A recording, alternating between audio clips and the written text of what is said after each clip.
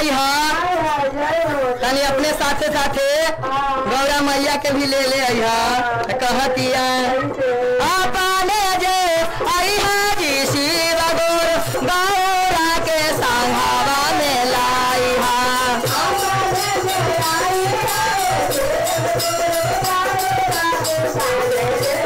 आया पाने जे आई हाजी गुरु जी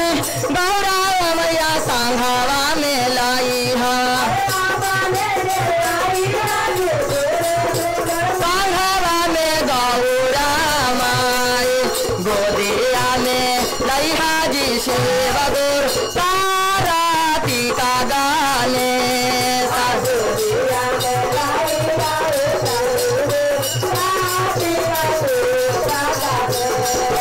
गोदिया में लाई हाजी शिव गुरु पार्वती का और दाने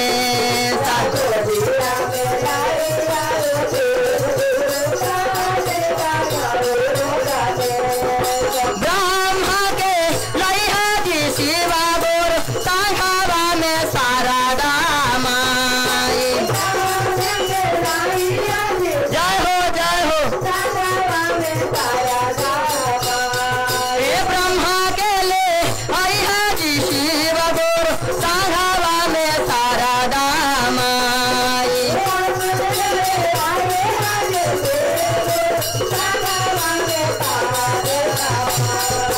चारा चाकाराए वो जे शिवा गुरु शिशिया बोलाए वो हजार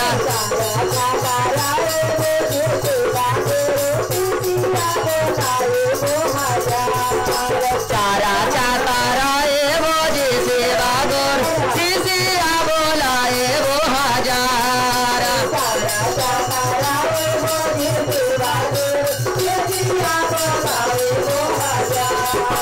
विष्णु के ले आई हाजी शिव गुरु संघावा में लक्ष्मी माई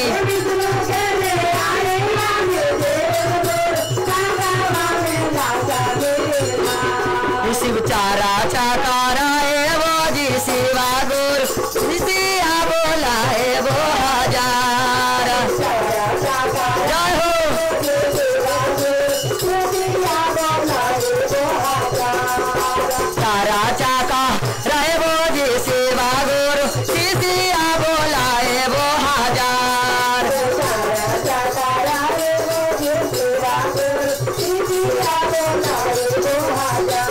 केदारनाथ से आई हाजी शिवा गुरु आई हा अंगना हमार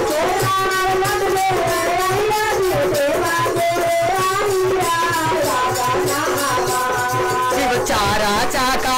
रहे वो जी शिवा गुरु शिशिया बोलाए वो हजार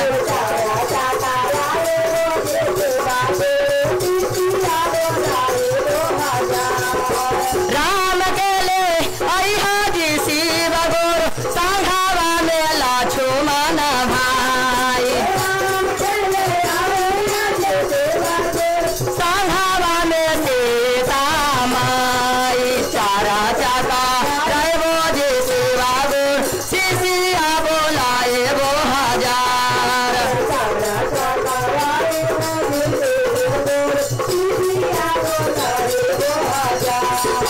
चारा चाका रहे वो जी शिवा गुरु शिशिया बोलाए वो हजार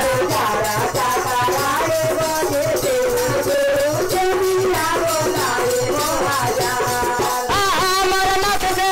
आई हाजी शिव गुरु आई हा भरावा हमार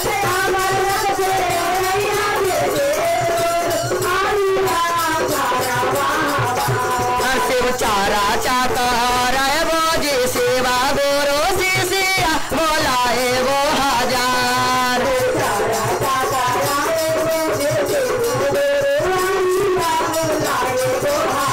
देवी के ले आई हाजी शिव गुरु संघावा में भैरो भाई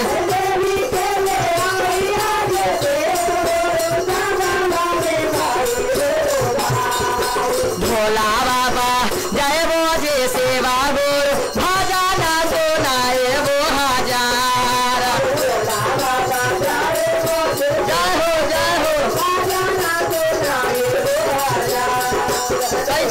गंगा के किनार पायल बनी जा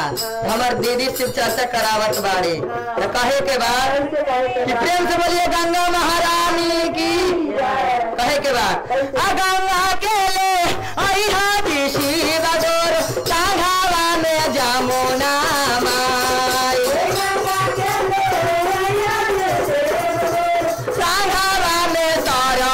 गमाई तारा चाका रहो जी शिव गोर जिसिया बोलाए वो हजार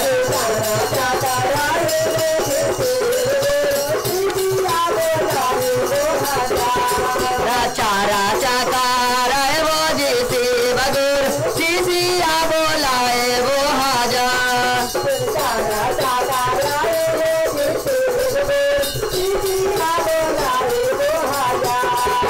तारा चाका रहो जी शिव गोर जिसिया बोलाए वो हजार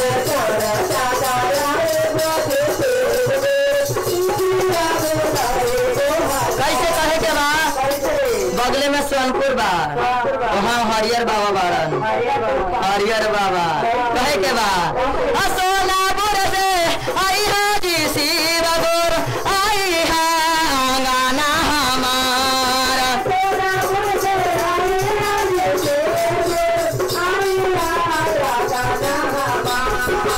तारा चाका रहो जी सेवा गोर राहिया में हारा वो तुहार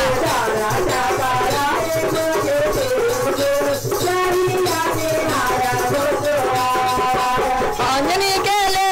आई हाजी शिव गोर सांघावा में बेरा हनुमान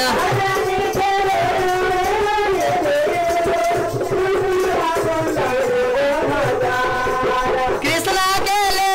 आई हाजी शिव गोर सांघावा में राधा माई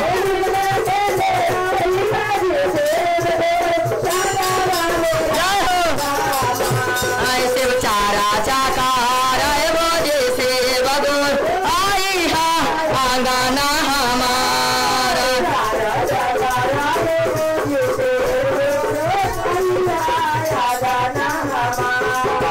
चारा चाका रहो जी शिव गोर आई हा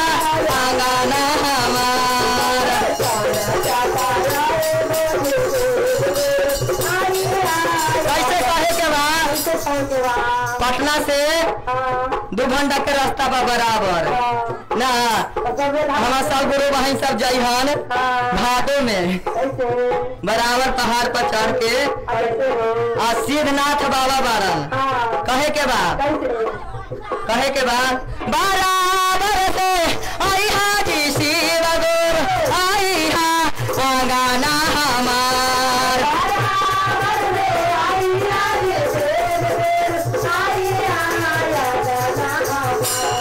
बराबर से आई हाजी शिव गोर आई हा गाना हमार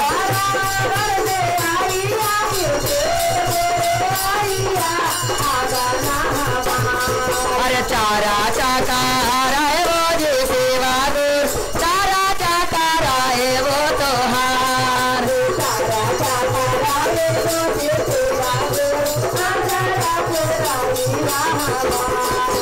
चारा चाका रहो जी सेवा गोर आसारा देखा वो तोहार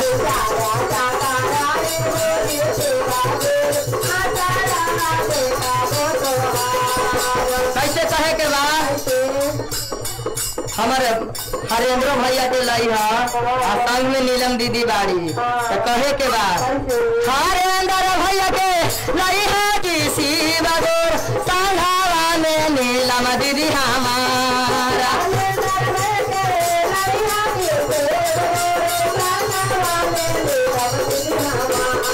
शिव चारा चाका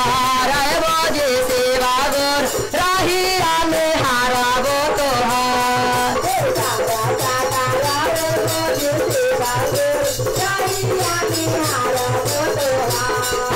चारा चाका रहो जी सेवा गोर राहिया में हारा वो तोहार